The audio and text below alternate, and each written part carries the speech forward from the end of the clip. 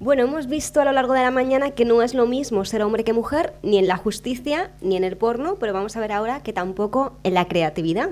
Durante muchísimo tiempo y aún en la actualidad las mujeres hemos sido ocultadas, visibilizadas como musas, pero no como genias. Sin embargo, siempre han existido muchísimas artistas que han hecho inmensas aportaciones al mundo del arte también como forma de activismo. Para descubrirlo, hoy tengo el gran honor de presentar a una de mis grandes maestras, que es Pilar Vicente de Foronda. Ya vais a saber por qué digo grande, porque no solamente es por estatura. Y Pilar Vicente de Foronda ha hecho su presentación, que es Arte y Violencia, Artivistas y Artivismos. La ponencia se va a dividir en 4 partes. Una primera parte que nos dice que va a servir de contexto para ver cómo se llega a esa cosificación que tenemos en la actualidad del cuerpo de las mujeres, cómo empezó todo eso. Luego vamos a ver en una segunda parte cuál es la situación actual, cómo se sigue cosificando el cuerpo de las mujeres, especialmente a través de la publicidad. Y de ahí vamos a ver cómo fue el feminismo desde los años 70 hasta la actualidad, quién ha ido provocando una serie de cambios que ha hecho que algunas cosas vayan cambiando y que todavía tengamos cosas por cambiar. Para finalizar, vamos a ver cómo todo esto lo podemos solucionar a través del artivismo. Esa palabra tan rara de artivismo que nos explicará Pilar no es más que aunar la palabra arte con la palabra activismo, el arte con contenido reivindicativo feminista a través de la creatividad para concienciar y para visibilizar. Precisamente de creatividad, de concienciación y de igualdad sabe muchísimo Pilar Vicente de Foronda, que a pesar de su amplia experiencia nunca pierde la ilusión por el arte y por la igualdad. Pilar Vicente de Foronda es licenciada en Bellas Artes por la Universidad Complutense de Madrid y doctora cum laude en Bellas Artes por la Universidad de Granada. También es título propio de agente de detección e intervención en violencia de género por la Universidad Complutense de Madrid y agente de igualdad por la Universidad de Castilla-La Mancha. En 1996 se trasladó a República Dominicana, donde ejerció como profesora regresando a España en el año 2002. Ha realizado exposiciones individuales y colectivas, participando en ferias de arte de España, República Dominicana, China, Países Bajos, Italia y Miami, llevando a cabo varios encargos de arte público, entre los que destaca el Monumento a la Sombra de las Madres y las fuentes que la acompañan, titulada El apoyo de las madres, ubicado en la Plaza de la Villa de Canavillas del Campo, en la provincia de Guadalajara. Desde 1999 está inmersa en una intensa labor de creación, investigación, difusión y gestión cultural en torno a las temáticas de mujeres, violencia, arte y cultura, llevando a cabo talleres como Pensar tu yo creativo, donde comparte y enriquece sus conocimientos con otras mujeres a través de la creatividad, de la sororidad y también de esa igualdad de género tan necesaria y que hoy estamos intentando llegar a ella. Actualmente codirige junto a la escritora Laura Freixas el ciclo Ni ellas musas, ni ellos genios en el CaixaForum de Madrid y coordina en colaboración con la Concejalía de Igualdad de Alcalá de Henares el ciclo Igual Teatro en el Corral de Comedias de esa ciudad de la que estamos hablando. También es socia de Mujeres en las Artes Visuales, de la Asociación Universitaria contra la Violencia Machista, de la Plataforma por los Permisos Iguales e Intransferibles de Nacimiento y Adopción, de Empoderarte, del Club de las 25 y de Clásicas y Modernas. Como veis, ya os lo decía antes, una mujer grande, pero no solamente en estatura, sino también en cultura y en personalidad.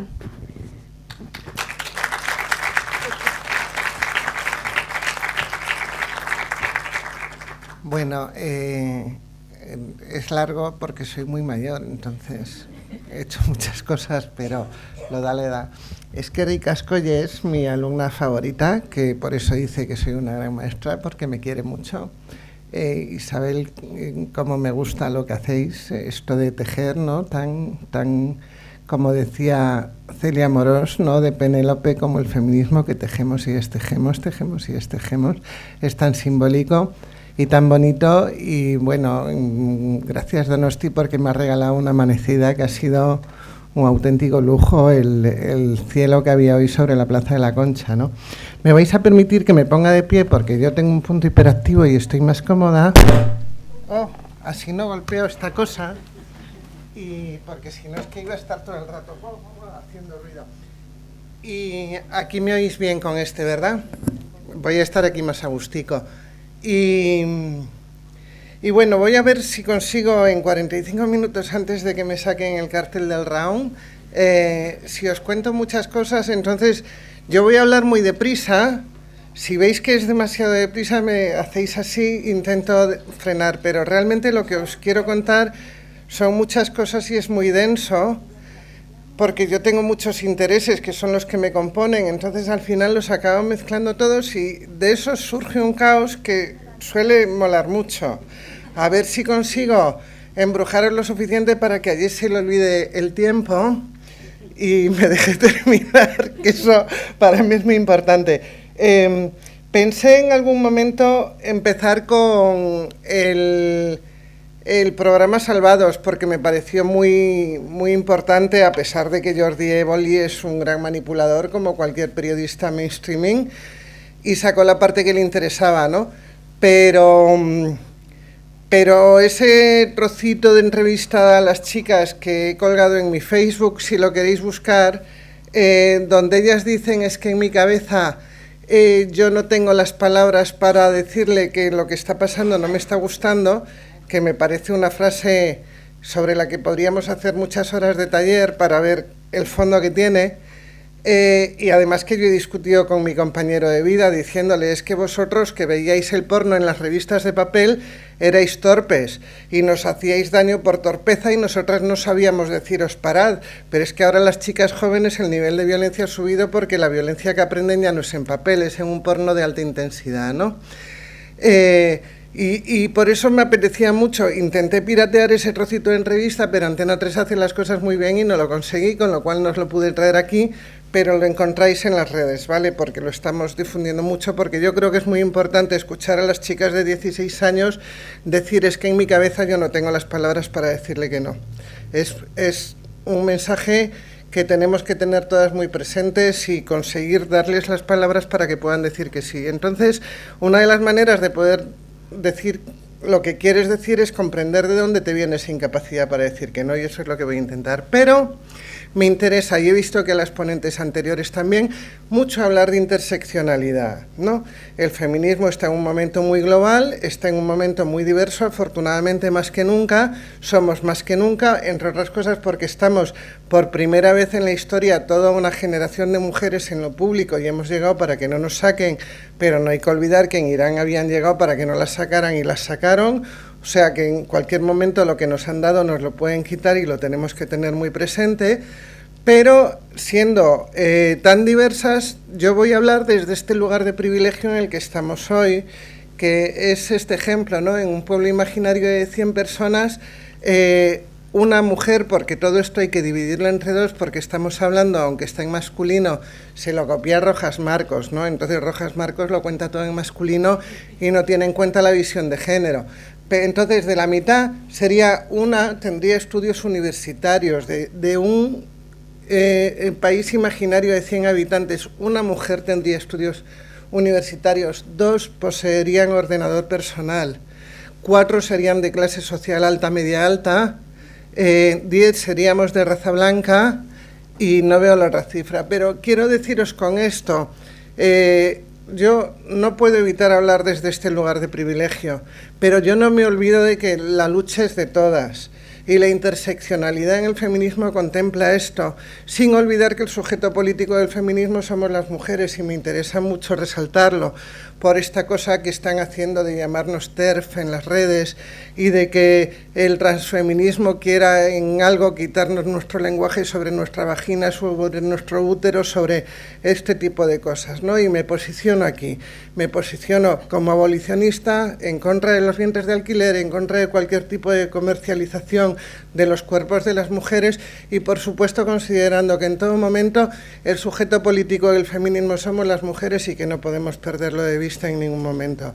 Y después de esta declaración de principios que creo que es importante, voy a dar una repasadita de 5 diapositivas sobre lo que la ley de violencia de género dice de los modos de maltrato, teniendo en cuenta que la ley de violencia de género habla de la violencia dentro de relaciones de pareja. O sea, es la ley de un hombre hacia una mujer dentro de una relación afectivo-sexual. esté casado o no esté casado, haya sido de larga duración o haya sido de corta duración. Pero lo que marca la ley dentro de esa relación es la descalificación, invisibilización, objetualización, insultos, aislamiento emocional y social, chantaje emocional, victimismo, control económico. Cualquiera de estos ítems, si es dentro de una relación de pareja o una relación afectivo-sexual, en este país es constitutivo de delito. Puedes denunciarlo y ese señor se le inicia un proceso por lo penal. Y esto es así, afortunadamente. Cuando no es dentro de la relación de pareja, no tenemos hoy por hoy recursos para denunciarlo como delito. Y en el caso del arte, que es algo muy etéreo y muy difícil, pues mucho más complejo. Me gusta mucho sacar los trozos de la ley y ponerlos para que nunca se nos olvide, ¿sabéis? Será el maltrato físico, y esto lo dice la ley, será cualquier conducta que integre el uso intencional de la fuerza contra el cuerpo de otra persona de tal modo que encierre riesgo de lesión física, daño o dolor, sin importar el hecho de que la realidad de esta conducta no haya conducido a estos resultados. Abofetear, empujar, golpear, dar puñetazos, patadas, utilizar un arma o objeto con el fin de causar una lesión, privación de cuidados médicos durante una enfermedad, el cuidado de las lesiones resultantes del maltrato. Si cualquier persona en la sala está viviendo esto, tiene que denunciarlo, ¿de acuerdo? El maltrato psicológico. Humillaciones en público y en privado, tratar de convencer a la víctima de que es la culpable de cualquier problema, minimización o negación del maltrato, descalificaciones o ridiculizaciones de su opinión, celios hacia cualquier otra persona, aislamiento, destrucción o daño a objetos o mascotas. Vuelvo al micrófono, ¿vale?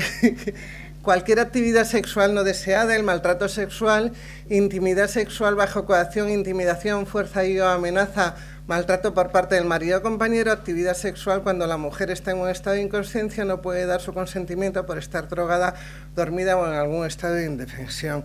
Esto dentro de la relación de pareja, que sepáis que es delito, fuera de la relación de pareja pues puede dar lugar a sentencias como la de la manada, no hace falta que os dé más detalles, ¿no? Bien, y la violencia de género, que os digo que en este país está tipificada como delito, habrá finalizado cuando las mujeres puedan tener autonomía, vivir sin miedo, buscar libremente la felicidad y tengan una total equidad de trato y derecho con los hombres. Esto es muy importante y no os lo podía contar sin el prólogo previo, porque esto es lo que en la historia del arte no nos dejan tener. Diréis, a ver, que me pierdo. Buscar libremente la felicidad. Tener tu propia posibilidad de creación sin que nadie descalifique lo que tú haces, ¿no? Una total equidad de trato y derecho con los hombres, pues que tu obra no se invisibilice o que no se invisibilice las obras de tus ancestras, de modo que tú tengas la posibilidad de ser porque has estudiado otras artistas. Tener autonomía, pues tener tus recursos económicos para vivir independientemente. Y aquí abandono un poco el prólogo, que quería contextualizarlo dentro de lo que es la violencia contra las mujeres, porque la invitación que me hicieron fue hablar de violencia sexual y si no lo contextualizamos, pues a lo mejor no se entiende lo que estoy queriendo explicar. Me voy a meter un poco en la historia, la herstory del arte, y os explicaré más tarde por qué digo la herstory, a pesar que desde la academia cada vez que yo digo herstory hay alguien que grita ¡ah! Y muere otro crítico, ¿sabéis? Pero es muy importante contextualizar determinadas cosas. Cuando estudiamos la prehistoria, cuando estudiamos este tipo de esculturilla, que es lo primero que estudiamos en la historia de la escultura, las Venus Steatopigias, Ras, nos venden esto como si fueran obras megalíticas y monumentales por un lado, y nos lo venden con el autor pegado. Y digo el autor a propósito, con el autor varón, que era el gran escultor, ¿no? En ningún momento cabe la posibilidad de que esto estuviera hecho por niños, por niñas o por mujeres. Nos lo cuentan así, y ni siquiera cabe la posibilidad de que sean pequeñitas, pero la realidad es que son Venus diminutas, son Venus de unos centímetros de tamaño. Y siempre ese dato, que es un dato que importa, como que se deja a un lado como si no fuera importante, ¿no? Y cuando se narra cómo aparecen las pinturas en la cueva, pues siempre es el hombre barbudo ahí, el cromañón, con su cosa que está concentrado como el gran genio, ¿no? ¿Y por qué porque no fue a lo mejor un accidente de alguien que terminó de comer fruta, hizo así, se apoyó en la pared y dijo, oh, aquí lo que ha pasado, y luego llegó otro y escupió el zumo de frutas y quedó la huella, y llegó un niño o una niña y dijo, oh, qué bonito, pues hacemos varios, y luego llegó la mamá y dijo, pues venga, vamos a echar la tarde, y luego llegó el brujo y dijo, pues vamos a aprovechar esto, y a lo mejor fue un trabajo colectivo, es que ninguno de los que lo están estudiando estuvo allí. Desde 2012 hay un proyecto en la Universidad de Pensilvania que está analizando todas las manos y que mantiene que hay más manos de mujeres que manos de hombres. No me importa mucho, o sea, yo no tengo así una gran necesidad de decir, fuimos las mujeres las que inventamos la creatividad. Sí que tengo muchísimo interés en que se deje de decir, fueron los hombres los que inventaron la creatividad, porque ahí está claro que es una falacia histórica de las muchas que nos venden, ¿no? Pongo por caso paradigmático el sufragio universal. ¿Universal para quién? Para los varones ricos que tenían propiedades en Francia. Bien. Por ejemplo, hay mujeres artistas en la historia, ver las Aylas, y otra conferencia que no es la de hoy sería la de la gestoría del arte. Pero siempre me gusta traer a Hildegarda y compararla con Leonardo, porque creo que Hildegarda es una mujer que debiéramos de tener todas presentes en la vida, todas, porque era una auténtica genia, era una mujer fabulosa, que la Iglesia ignoró hasta el año 2012, que ya las feministas la habían puesto mucho en valor, y entonces la convirtió en madre de la Iglesia, pero habían empezado a hacer la santa en el siglo XII y durante 8 siglos se le ignoró sistemáticamente hasta que empezó a ser un valor feminista. Que la Iglesia es muy lista con sus cositas, ¿vale?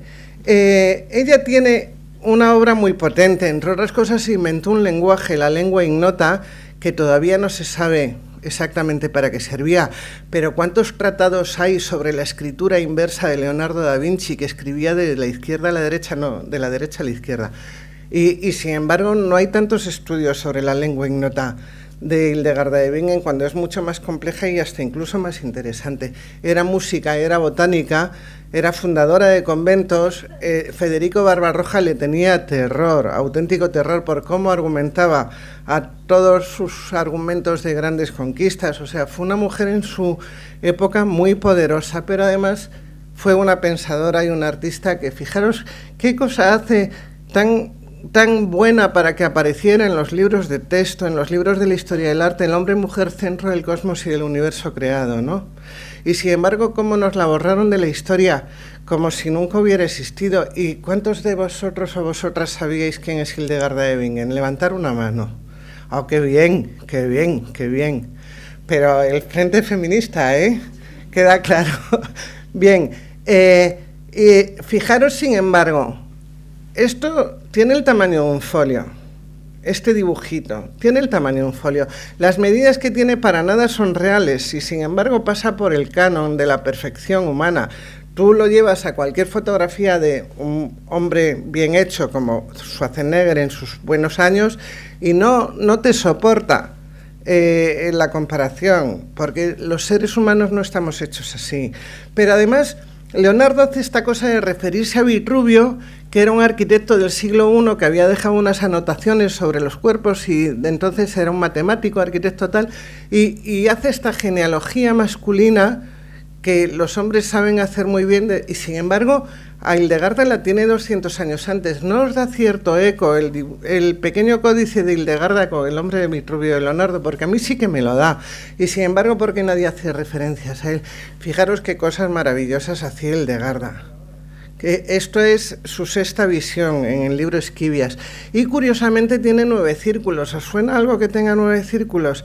Y sin embargo la referencia que hace es al poeta Virgilio, en Dante en la Divina Comedia, ¿no? ¿Por qué no hace una referencia a los 9 círculos de la sexta visión de Hildegarda? Y yo son preguntas que me hago, no, porque creo que es interesante el cuestionar la historia, y de eso va la Herstory, ¿no? La historia, que es la historia que nos han contado de los hombres para los hombres y por los hombres, como pasa con la judicatura, como pasa con todo, porque nosotras no estábamos hechas para lo público.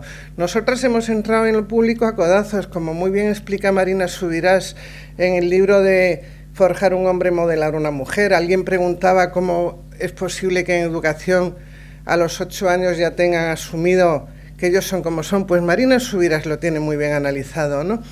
Y lo nuestro son las stories, las pequeñas historias. Bueno, pues las feministas desde los años 70 estamos creando la Her Story con muchísima paciencia y con toda la academia en contra, porque te descalifican constantemente. Por más que estemos haciendo pensamiento científico, recibimos constantemente el ninguneo y la descalificación. Y cada vez que planteamos algo como lo que os voy a plantear ahora, que también es un poco loco todavía, más que lo de comparar a Leonardo con el Códice de Hildegarda, recibes de los académicos un ¿cómo te atreves?, ¿no? Bueno, pues me atrevo porque tengo un pensamiento feminista muy bien formado y muchas horas de estudio a la espalda, entonces mis títulos me avalan y eso es lo que afortunadamente puedo contestarle a la academia a estas alturas de mi vida. Bien, ¿quién es María de Hungría? María de Hungría es una mujer lo suficientemente poderosa, importante, autosuficiente y que se quiere lo bastante como para autorrepresentarse en bronce. Muy pocas esculturas de mujeres en bronce hay en la historia. Y hay una de María Hungría, que además era la hermana de Carlos I de España y V de Alemania, el emperador del Imperio Sacro Germánico. Bien, fijaros cuánto power, ¿eh? O sea, hay que estar hecha de una pasta muy, muy especial, aún siendo la hermana del emperador. Bien, ¿qué es lo que hace María Hungría? Montones de cosas, entre otras ser gobernadora de Países Bajos. Nunca se nos habla de las mujeres gobernadoras, y las había.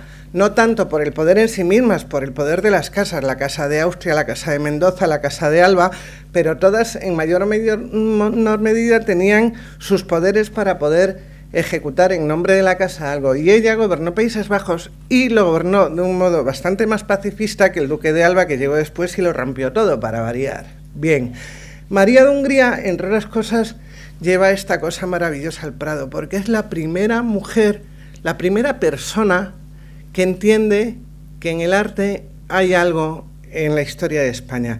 Antes los Medici ya lo habían entendido en Florencia, que el arte tiene algo que enlaza muy bien con el poder y que el arte puede vender muy bien el poder. Entonces María lo entiende y empieza su propia colección que acabará en el Prado.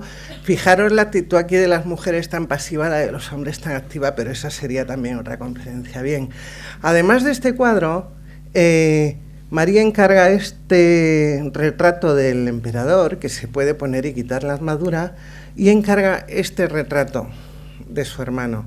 Este es la imagen del poder, y va a ser la imagen del poder hasta el siglo XXI, como aspiro a convenceros al final de esta ponencia. Ella es quien le presenta a Tiziano a Felipe II. Esto solo es un accidente en principio. Felipe II y Tiziano se verán 2 veces en su vida, pero a través de ese contacto con Tiziano van a pasar cosas que van a repercutir en la historia del arte de este país y que no suelen mencionarse, a ver si os convenzo, pero estos son chismes de corte, ¿eh? Vamos a divertirnos. El rey tuvo unas primeras nupcias con una princesa de Portugal que murió muy joven, que es la madre de Carlos del Don Carlo de Verdi, ¿no? al que supuestamente mata el rey según la leyenda negra, pero bueno, que estaba como una cabra. Cuando queda viudo, se enrolla con Isabel de Osorio, una dama de la corte de la reina, pero tiene que casarse con otra reina para aumentar el imperio y conservar el legado de su padre. El rey, que como veis no era demasiado guapo ni demasiado favorecido, consiguió que en la corte se hablara pestes del sacrificio que el rey iba a hacer al casarse con esta mujer tan fea que tenía 33 años, que era casi una anciana, pero que en ese momento era reina de Inglaterra, ¿vale? La pobre María Tudor, que al final solo sirvió para hacer el Bloody Mary, la María Sangrienta, porque le cayó una leyenda negra. La suya sí que es negra, porque pobre nunca tuvo poder, nunca lo tuvo una vida tremendamente desgraciada. Bien, pues el rey se va a la boda a Inglaterra llevándose el retrato que Tiziano hace de su amante Isabel de Osorio.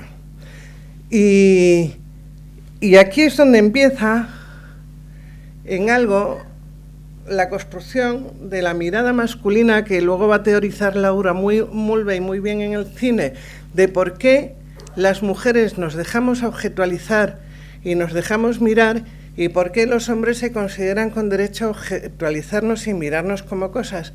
Este es el origen, vale, era el poderoso. no todo el mundo tenía acceso a los cuadros del amante del rey, porque estaban en una cámara secreta, que primero estuvo en el Alcázar, luego se trasladó cuando se incendió el palacio, a otro palacio, y acabaron siendo la cámara secreta del Museo del Prado, en los tiempos de Felipe IV, donde el rey se retiraba a descansar después de comer. Y yo, que soy una mal pensada y que esto del sexo me lo tengo muy mirado, digo, hacerse una pajilla, por ejemplo, ¿no? Y esto era el rey, pero es que luego ya no era solo el rey, ya era Godoy, ya era el duque de tal, el duque de cual, y todos tenían el retrato de su amante desnuda, de su amante vestida, por si acá venía la Inquisición y se metían en líos.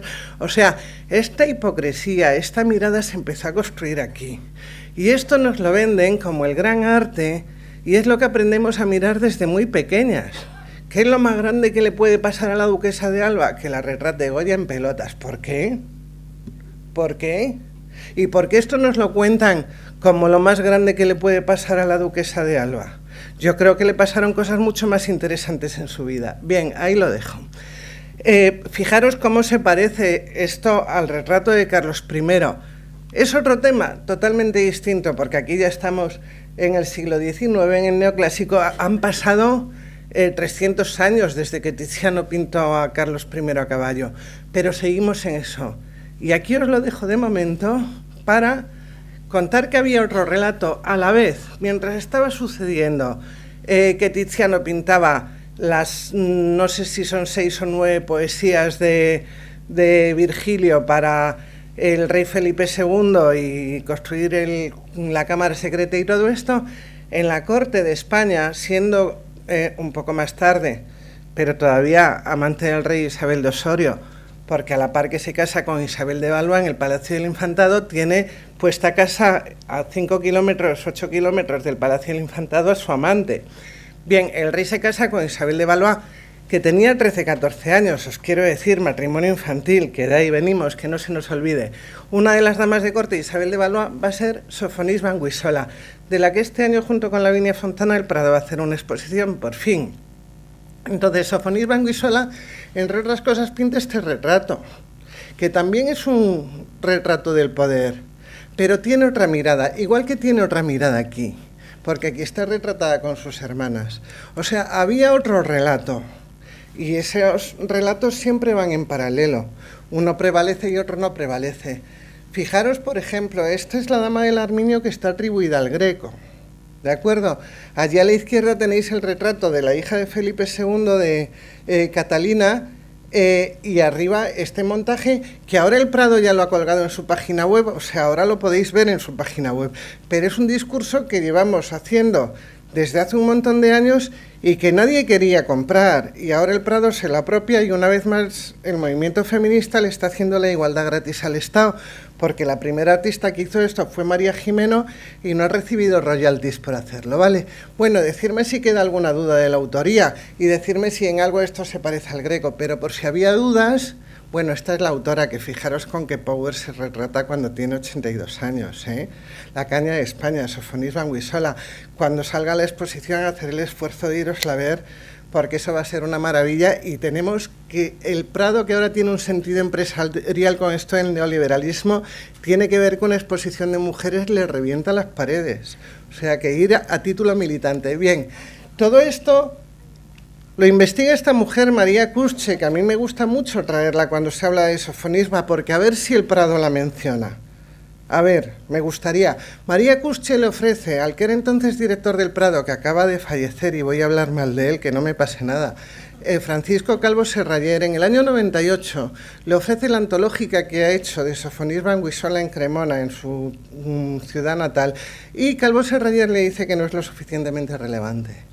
Bien, dejo aquí a Sofonis Banguissola y os continúo rápidamente, porque me excede el tiempo, con otro relato, ¿no? Fijaros lo que puede contar Marie Cassatt en el siglo XIX, cuando están todos con el cubismo y con el arte futurista, y ella crea un relato que no estaba en la historia del arte, igual que hace Marie Blanchard.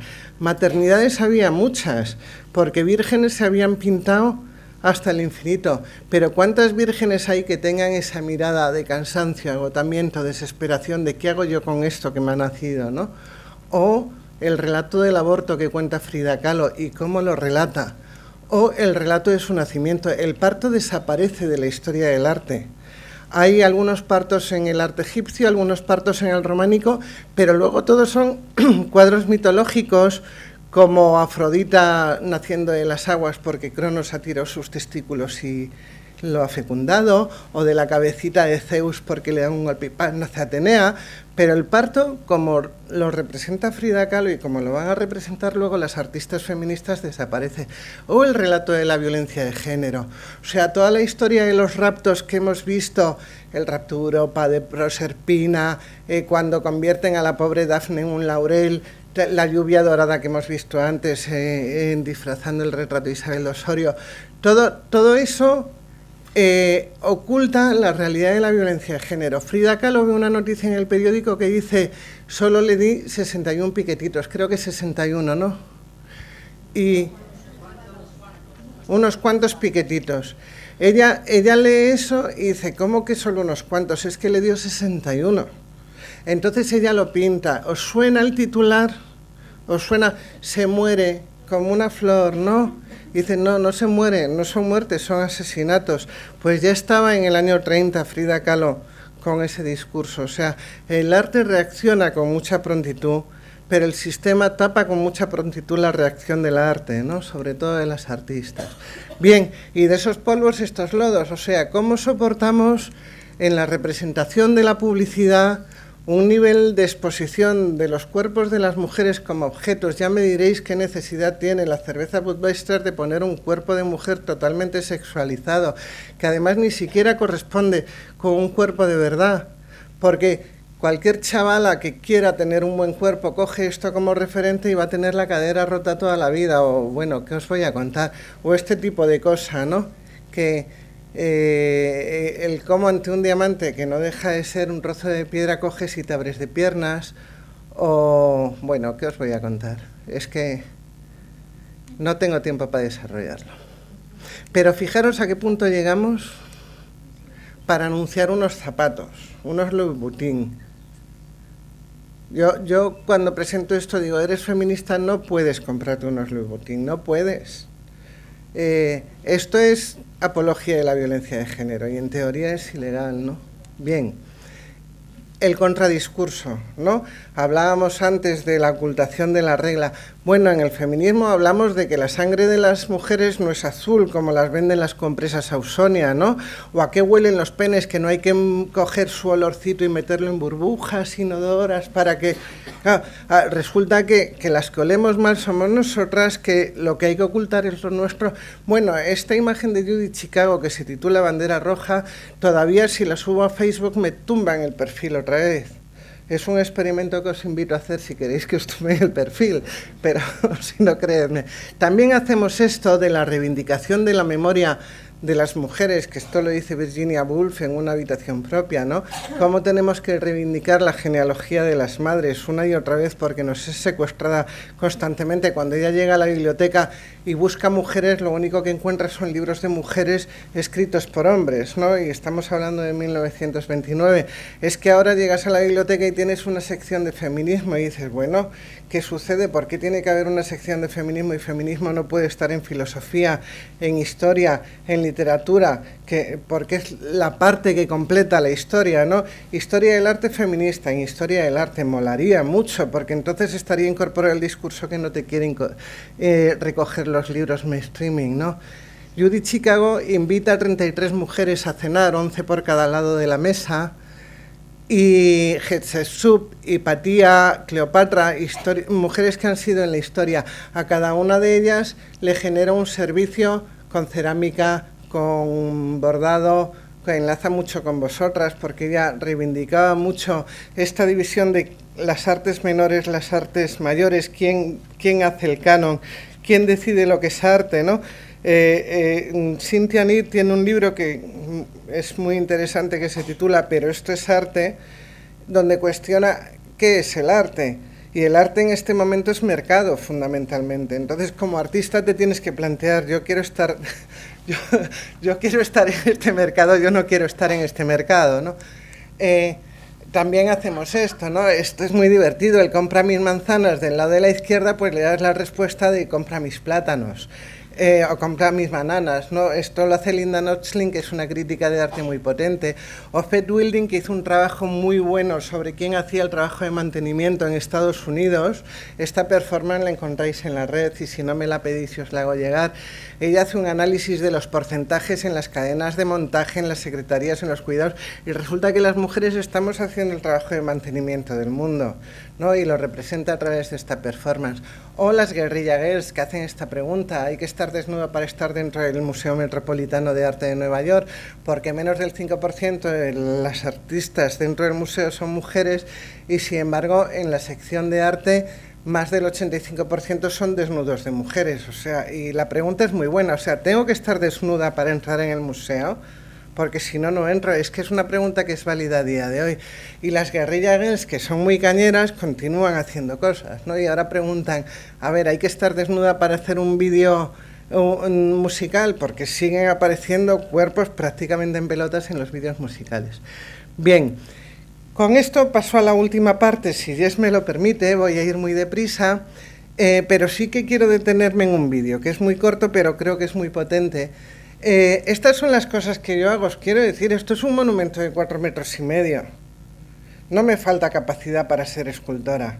Y sin embargo el mercado no me quiere, porque no soy escultor, porque soy escultora, y os prometo que no hay otra razón, a pesar de lo cual conseguí levantar lo cual me gusta mucho, y las dos fuentes que lo apoyan, y me gusta mucho enseñarlo. ¿Qué podemos hacer desde el arte? Cosas como esta. Esto fue casi voluntariado. Francisca de Pedraza fue una mujer que consiguió una orden de alejamiento en el año 1624 en Alcalá de Henares, de su marido que la golpeaba. Después de recurrir a la justicia ordinaria, que no le hizo caso, consiguió que el rector de la Universidad de Alcalá expulsara a su maltratador de Alcalá. Y es la primera mujer que lo consigue en 1624. Os quiero decir que ya sabíamos lo que sucedía en 1624. Bueno, entonces la asociación no tenía ni un duro, pero a nivel de voluntariado modelé el busto de Francisca de Pedraza, de la que no hay imágenes, solo la firma, pero es un modo también de, o sea, si los grandes hombres tienen sus grandes iconos, ¿por qué las mujeres no podemos tener nuestros iconos? Y a partir de ahora, cuando vayáis por la calle y veáis esculturas, mirar, es una mujer, está desnuda, es un hombre, está vestido. Es excepcional la escultura de la mujer en lo público, en arte público, que es mujer y está vestida, excepcional. Pero yo aspiro a hacer 8 más todavía, ¿eh?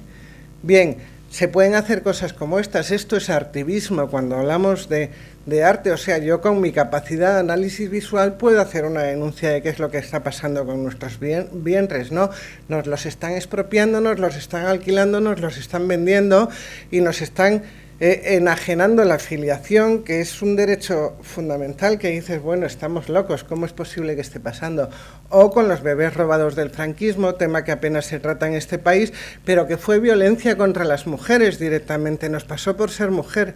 Todo el enunciado del gen rojo de Vallejo Nájera cayó sobre nosotras, una gran losa que nos estuvo jodiendo la existencia y que todavía a día de hoy tiene por lo menos 240.000 identidades equivocadas en este país, y esto según la contaduría que se hizo en los años 60. Hay más porque el último caso es del año 86. Y bueno, en una exposición que afortunadamente vamos a repetir ahora, esta es la pieza que hicimos. Y este es un taller que me hice, que os quiero contar muy rápido, con la Escuela de Artes de Guadalajara, que no lo puedo decir porque el claustro al final cerró el proyecto, por esto que contaba antes la compañera, de que decir sexo es caca, ¿no? Bueno, la definición de violencia sexual de la OMS la podéis encontrar. Quiero que nos veamos, este lo voy a perdonar, el siguiente, porque me vengo aquí. El arte consigue estas cosas, el arte apela a la emocionalidad, no apela a la intelectualidad. Obviamente, si tú tienes tu intelectualidad bien amueblada, sabrás hacerlo mejor, si no, no lo harás tan bien. Pero el arte consigue... ¿Se mueve? Sí. Si podemos bajar un poquito la luz para que se vea mejor el vídeo. A lo mejor lo adelanto un poco. No puedo. Dura muy poco, ¿eh?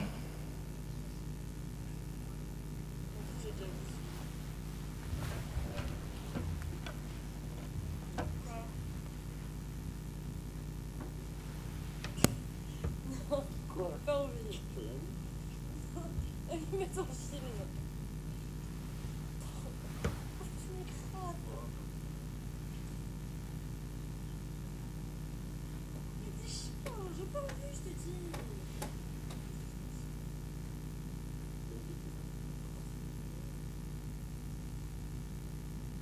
C'est juste que, je sais pas, je sors de la douche, je suis fatiguée, j'ai pas forcément.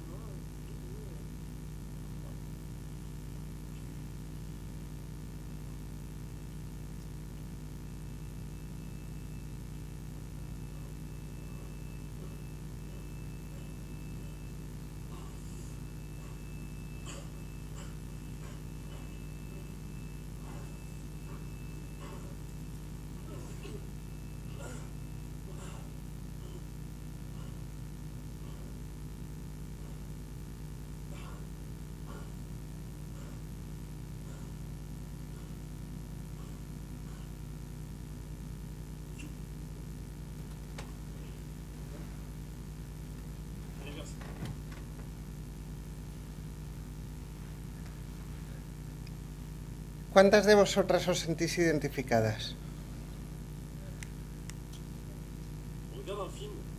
A ver.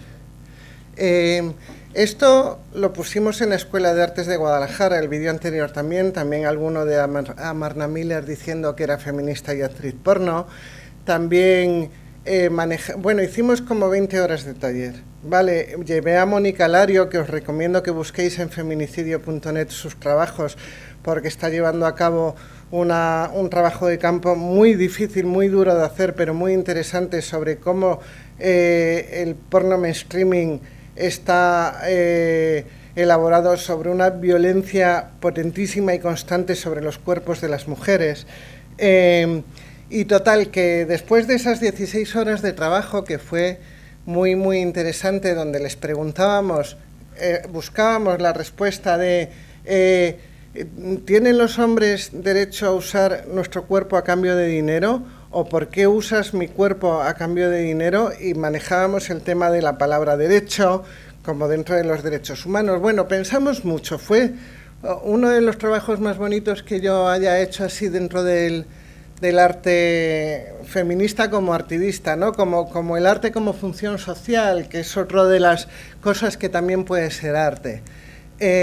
Y bueno, le dimos vueltas a montones de niveles, no tengo así mucho tiempo para desarrollarlo, pero al final yo todo lo que ellos iban diciendo lo iba apuntando en un texto de Word que estaba así en grande en la pantalla.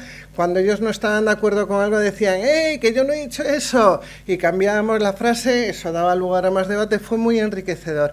Hice un texto sin fin, un texto que en este momento mide 9,5 metros y que aspira a crecer, ¿no? Y con eso lo imprimí sobre una lona y estuvimos customizando los maniquíes y ahora veréis dónde terminan los maniquíes. Pero en el entretanto pasaron cosas y una de las cosas que pasaban es que había un fondo norte la clase tenía un 40% de chicos, más o menos, un 60% de chicas, que está muy bien para una escuela de arte, que están muy feminizadas. Y de los chicos el 50% era súper proactivo. Y lo que te decía antes de hacerles agentes de violencia antiporno, y estaban comprometidos y les veías que te argumentaban muy bonito. Pero había un fondo norte, como la mitad de los chavales, callaos, todo el rato callaos. Y a mí eso me tenía, ahí había que ver, ¿no? Y entonces en lo que estaban era en el Gran Tifauto, que no os voy a leer el texto, pero se lo voy a mandar a Jess para que veáis la descripción que hace Clara Usón, que es una novelista de este juego, y en el League of Legends, el LOL, que es lo que está de moda ahora. El LOL, fijaros qué parecido tienen estas imágenes al rato de Proserpina, ¿eh? Y esto es pura casualidad. También en algo se parecen al Carlos I a caballo, ¿no? ¿Por qué tiene tanta trascendencia lo del LOL? Porque este chico, que es el youtuber que lo comenta, es la cuarta persona más influyente de España en este momento. es en lo que están los chicos de 16 años. Ellas están pensando, ellas se levantaban en clase y les miraban y decían, es que vosotros tenéis que pensar que lo que llamáis preliminares para mí ya es sexo. Y sin embargo ellos lo que querían era llegar a casa y echarse la partida. Empatía cero, como habéis visto en el vídeo, ¿no? A pesar de haberles puesto el vídeo, que el vídeo les interpela directamente a ellos. Fijaros las cifras que se están moviendo en jugadores de LOL. Están compitiendo con los futbolistas, los eSport que les llaman. Y fijaros lo que es la Plaza de Toros de Vistalegre en el Campeonato Europeo. Ahí estaba el Ibai en medio y toda la plaza, en el vídeo que me hicieron llegar, toda la plaza aclamaba Ibai, y algo impresionante. Y esto se nos está escapando, ¿eh? Y bueno, yo estoy preocupada, pero aquí están las gamers, estuve bicheando su blog, las mujeres que juegan, y bueno, ellas te explican lo que están pasando, los acosos que sufren, cómo tienen que ir de soporte, no pueden ir nunca del que va mandando equipo, cómo las ningunean y cómo la única que es campeona se culpabiliza. Y aquí vuelvo a mis maniquíes, esta es la exposición que hicimos ya cuando me expulsaron, ¿no? Porque, vamos, no me expulsaron, o sea, yo tuve a la directora de la Escuela de Artes y a la profesora que me abrió el aula defendiéndome hasta el último minuto, pero un día que me tuvieron que decir, Pilar, nos ha ganado el claustro, y el claustro suspendió la actividad, suspendió de suspender, o sea, me pusieron un 0. Pero ya había mucho trabajo hecho, sobre todo la parte satisfactoria para mí. O sea, yo no puedo contar que he trabajado en la Escuela de Artes de Guadalajara, es como si nunca lo hubiera hecho, ¿de acuerdo? Pero bueno, yo saqué la obra de los chicos a la calle y participaron conmigo. Fijaros qué discurso tan potente queda al final.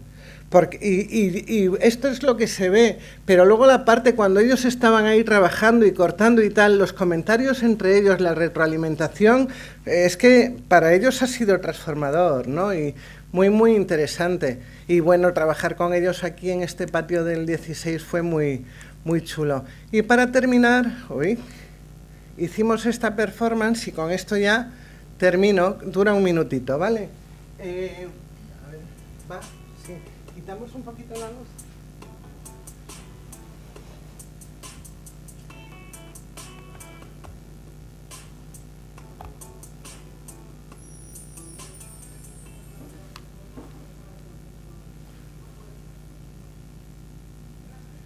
¿Podemos subir el sonido?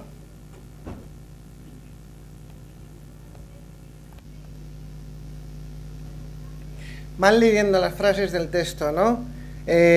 Van diciendo, ¿por qué tiene que tener preponderancia el hombre sobre la mujer? Porque de todo el trabajo que habíamos hecho lo van leyendo. Si pudiéramos oírlos, lo agradecería.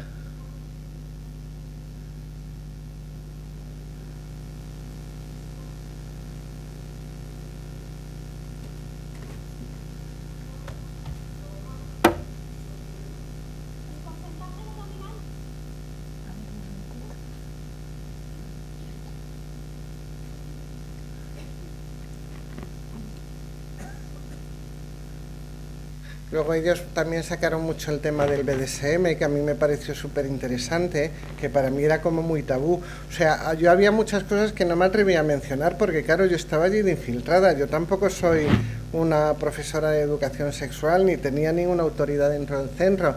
Y estaba trabajando con material delicado porque son chicos y chicas de 16 años. Entonces yo iba muy cauta, ¿no? Pero eran ellos los que iban sacando el tema. Y luego cuando llegó Mónica Lario, que Mónica es muy chiquitita, aunque ya es una señora tesinanda, pero va así muy punky, muy tal, ahí se soltaron y se desmelenaron y le empezaron a pedir material. Ah, pero tú conoces a Marna Miller, ay, tú nos traerías. Y entonces a Marna Miller sale en este vídeo diciendo que ella es feminista y una de las chavalas se levanta y decía, ¿cómo puede ser feminista si está trabajando en porno con el porno que nos... Y va, discusión, ¿no? Entonces fue muy interesante. Dale, dale. ¿No tiene sonido? ¿No sale? Qué pena. Va, no pasa nada. Sí. Vale, esto está en YouTube, lo podéis buscar en YouTube, sí. Yo le hago llegar el enlace a Jessie y la exposición era Mercado Canalla, el proyecto es Mercado Canalla porque la búsqueda es esta denuncia del mercado que objetualiza los cuerpos de las mujeres y que, pásalo ya hasta el final, que al final da igual, o sea, el tema de cómo nos comercializan el cuerpo es lo que toca en ese momento. Ahora nos tocan los vientres de alquiler y el tema de trata y prostitución, que está superando en dinero al negocio de las armas y al negocio de las drogas. O sea, las cifras que se están moviendo a nivel de trata es la esclavitud del siglo XXI y el 98% de las personas tratadas somos mujeres, ¿no? Entonces hay que analizar muy bien qué pasa. Bueno, lo que pasa está analizado, hay que estudiárselo. Es la reacción, el backlash que explicó muy bien Susan Faludi, ¿no? Y hay que intentar revertirlo, y una manera, pensamos desde las que hacemos activismo, es intervenir con la gente joven y hacerles entender que el arte no solo es mercado, que el arte no es cuestión de dinero, que el arte al final puede ser esta reflexión colectiva que se hizo en las cuevas al principio, poniendo las manitos y creando algo bello entre todos y todas, ¿no? Y que podemos. Muchas gracias. ¿Encerrar todos? Sí. Aquí, Ras. A ver. Ahora. Aurelia Muñoz, escultora. Mirad qué cosas hacía. ¿Sabes? Y artistas que hayan hecho cosas con tejido hay muchísimas, muchísimas. Tengo una compañera que trabaja mucho con cuerdas, con la que estamos planeando un libro. Estoy planeando 3 libros, o sea, te quiero decir que es realizable, y de hecho nos hemos cerrado el mes de mayo para encerrarnos y resolverlo. Y es sobre tejedoras. Y luego las abuelas del arte, y que eso lo podéis buscar por mi Facebook, que yo todas estas cosas las subo a mi Facebook. Es un repositorio. Pero las abuelas del arte, que es un artículo que sacó El País, ahí había un montón de señoras americanas, y luego Louise Bourgeois, que es la que tiene hecha la araña aquí en el Guggenheim. Y Louise Bourgeois trabaja mucho sobre la tejedora, pero luego hacía estas cosas de las esculturas de trapo que las ves y hasta dan un poco de miedo. Dorothea Tanning, o sea, hay muchos artistas que han trabajado con el tejido, porque era una materia muy primigenia. Es más, fíjate, yo es que soy, me aprietas la tecla, soy Google, joroba. En el siglo XVI, cuando la tulipomanía en Holanda, que se cuenta como el primer caso de especulación económica en el crack, que al final el Estado compró toda la deuda de tulipanes porque si no quebraba y tacatá, bien, llegaba a valer más una flor que la representación de la flor. Y las mujeres en aquel momento eran las encajeras y se dedicaron a hacer encajes de tulipanes, y eso subió como la espuma y ganaron un mogollón de dinero, ¿eh? O sea, al hilo de toda esta bonanza que provocó la especulación con el tulipán, ellas con los bolillos, y de ahí entraron en el arte. Y hay toda una escuela de Flandes en el siglo XVI de pintoras que, bueno, Judith Lester, por ejemplo, todavía muchas obras están atribuidas a Frans Hals. No os he contado de Sofonis Banguisola, que parte de sus obras están atribuidas a Sánchez Coello, y fue María Cusche quien las reatribuyó, y las hermanas Mena, que fueron restaurando y descubriendo firmas, ¿no? Pero hubo toda una escuela que salió un poco de ahí, del tejido, porque al final era un lugar de creatividad. O sea, que la otra cosa es cómo se utilizó, por ejemplo, aquí en la dictadura, el ganchillo, que lo habréis hablado, me imagino, mientras estáis ahí dándole la aguja, ¿no? O sea, el arte puede ser muy alienante si lo conviertes en algo repetitivo, puede ser algo muy enriquecedor si lo conviertes en algo creativo. El arte también sirve, porque el arte al final contiene el imaginario. Quien controla el arte controla el imaginario, que eso es lo que descubrieron los Medici, ¿no? ¿Alguna pregunta más? Os voy a buscar a Niki de Sanfal. ¿Sí? Di, pregunta.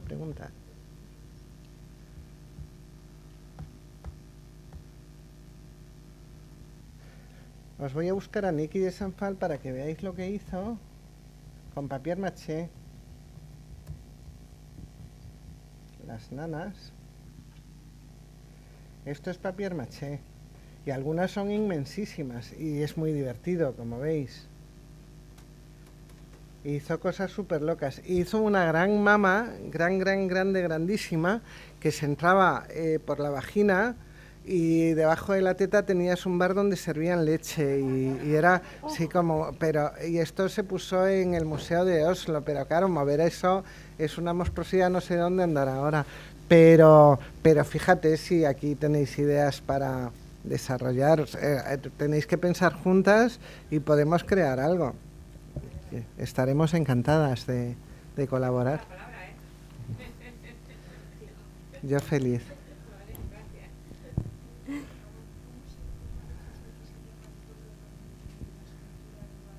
Cabanillas del Campo. Está a 5 kilómetros de la Capi.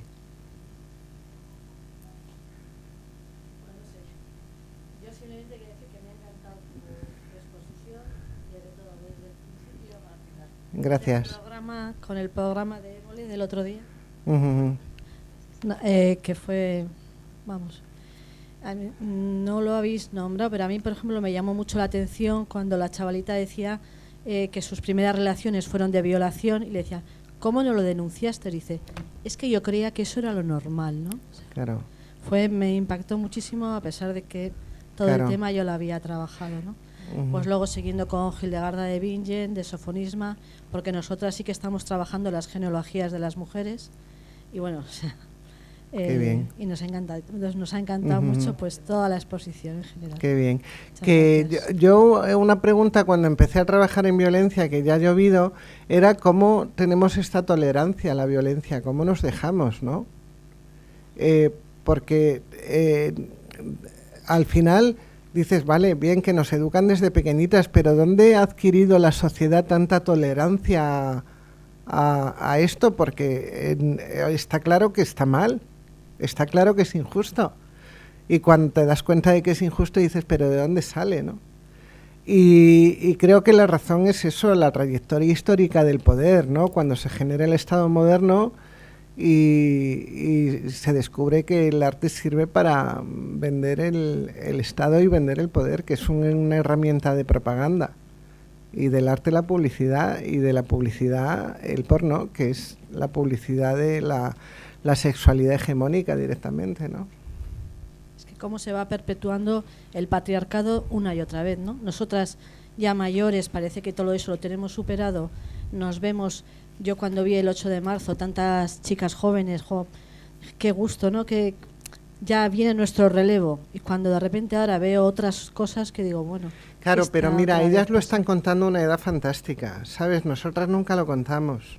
O lo contamos ya cuando ya estaba todo tan pasado, porque eso es lo que hablaba yo con mi compañero, porque nos vimos el programa juntos y yo le decía, es que yo no tenía capacidad de decirte a ti, tío, me estás haciendo daño, y cuando te lo empezó a decir empezaron los conflictos, mientras no te lo dije no había conflicto, y todavía seguimos resolviendo ese conflicto, no hemos terminado, ¿eh?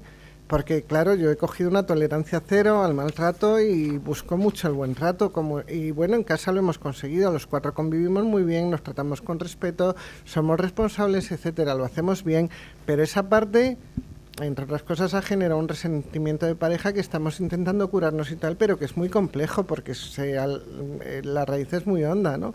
Y él se siente muy desempoderado y yo me siento muy empoderada y eso genera un desequilibrio, etcétera, etcétera. Es complicado. Pero yo os decía, tengo una pega en el tema del programa de Évole, y es que no saco a las chavalas empoderadas, y también las hay, porque yo he hablado con ellas y las he visto. Así como los chicos, no todos se lo están pensando, es muy excepcional el chico que se lo piensa, pero hay algunos que se lo piensan, porque también hay hijos de feministas, hay hijos de víctimas de violencia, hay hijos de madres solteras, ¿sabes? O sea, que los chicos que han vivido eso desde que son muy pequeños tienen una gran capacidad de análisis también, porque han venido oyendo a sus madres. Entonces ahí hay un cambio muy interesante. Pero luego hay chicas que están muy empoderadas, porque las chicas entre ellas sí que están hablando de sexo. Fíjate con qué capacidad lo verbalizaron, ¿sabes? A mí eso me impresionó mucho. Nosotras no lo dijimos yo hasta que tenía 40 tacos. Es verdad que yo nací súbdita, ¿vale? Que soy hija del franquismo y que la palabra sexo no se pronunciaba aunque estuvieras follando ya de 8 maneras diferentes. Pero la realidad es que ellas, o sea, una vez que tú enuncias el problema ya lo estás solucionando. Y ellas lo enunciaron.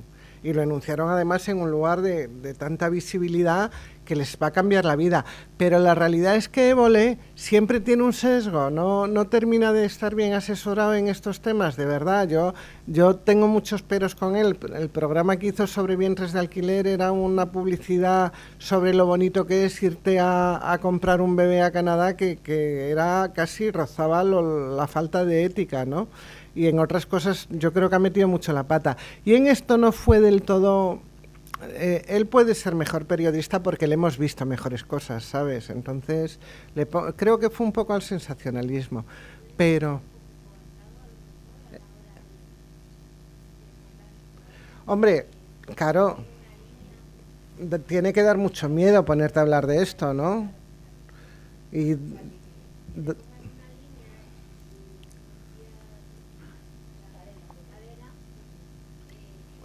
o que él mismo se autocensure. Cualquiera de las dos cosas, no lo sé. Tendríamos que estar en el intro para saberlo, ¿no? Pero yo sí que eché de menos esos chavalas de 14, 15, 16 años que te están diciendo no. Yo digo no y es no porque como sea que sí, él va a tener un problema. Y las que hacen autodefensa feminista y las que están en grupos de concienciación. O sea, las chavalas jóvenes, algunas van a las manis muy a lo loco, pero otras van ya con mucha conciencia. Tenemos un relevo que, vamos, yo no es que esté contenta, es lo siguiente, yo ya puedo dedicarme a estudiar solo, ¿eh? Sí, para mí yo he estado muy desolada, ¿no? Entonces yo ahora ya puedo dedicarme a estudiar, que hagan ellas la calle, pero ya puedo dejar de salir a la calle porque la han tomado y me encanta verlas, ¿no? Con todos sus errores, sus incoherencias y con todo lo que tienen que construir, que encontrarán otra manera, pero a mí me gustan mucho. Así que muy bien. Hola. Solamente vamos a dejar esta pregunta porque nos está esperando Virginia para empezar la actuación. Bueno, gracias Pilar por tu participación y por enseñarnos a mirar el arte con otra mirada. Y luego comentabais lo de, Isa decía, lo de arte, hacer alguna obra. Quería consultar o preguntarte si conoces la obra de Joana Vasconcelos, porque está en el Guggenheim y he tenido la ocasión de... Es maravillosa, Y además tiene una escultura enorme que está en la entrada del... Y bueno, pues está tejida con hilo, lana, tela... Sí, es otra tejedora. Bueno, y cuando se metió en el Louvre y se dedicó a construir zapatos del diseño de Dior con ollas express y hace unas cosas súper locas, pero a mí ella me fascina la creatividad que tiene y la capacidad de invadir espacios súper machirulos con sus cosas que dices, bueno, es que una escultura hecha con ollas express dentro del Louvre, ¿sabes? Y la lámpara con tampones. Exactamente, la lámpara con tampones, que la ves y dices, oh, y te acercas y dices, hostia.